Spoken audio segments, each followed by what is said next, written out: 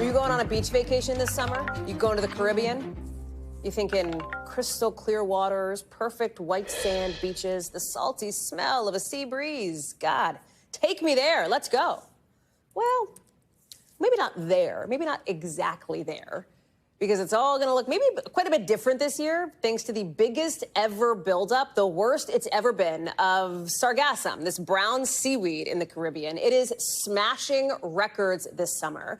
It is prickly, it is slimy, it is smelly, it is blanketing beaches, it is bad for tourism. Not to mention, it's basically suffocating the ocean there. It kills wildlife, it releases toxic gases. Are you getting the, like, this is not a pretty picture.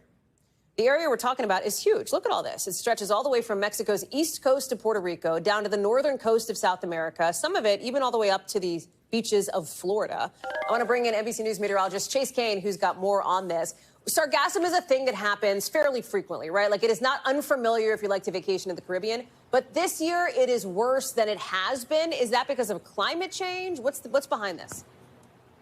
Well, Hallie, first of all, I don't know if you've ever smelled this in person, but if you haven't, gross, stinky, those are an understatement. And yeah, climate change is really the working theory for scientists and researchers because they've only been tracking this with a lot of detail since 2011. So the thought is that because our oceans are record hot, our air is record hot, that's just essentially fuel, food for this seaweed, which is really a type of brown algae, to grow much bigger than ever. And then you throw in some shifting wind patterns and you get these huge patches moving toward shore. Now, this sargassum is not always bad when it's out to sea. It is actually a natural habitat for fish and for birds. But, as you're seeing in these images and video, when it gets close to the coast, when it washes up on shore, it is a problem for people. It is a problem for wildlife. There are impacts to human health. I mean, it can irritate your skin if you were to actually, get into it and try and swim through it. If you inhale it, there's some toxic gas that's being released from this because it's conducting its own form of photosynthesis, releasing gases as it decays there on shore.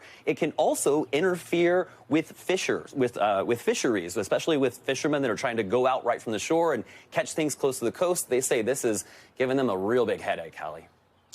Well, to your point, economically, I mean, it could really hurt some of these beach towns, these coastal towns on the Caribbean Sea that rely on an influx of tourists at times like spring break, but especially at times like the summer break too.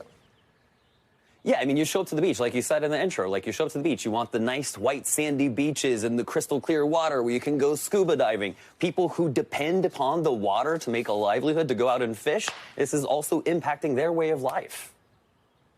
Chase Cain, live for us with all things sargassum. Chase, thank you so much. I appreciate that. Keep an eye on that, will you?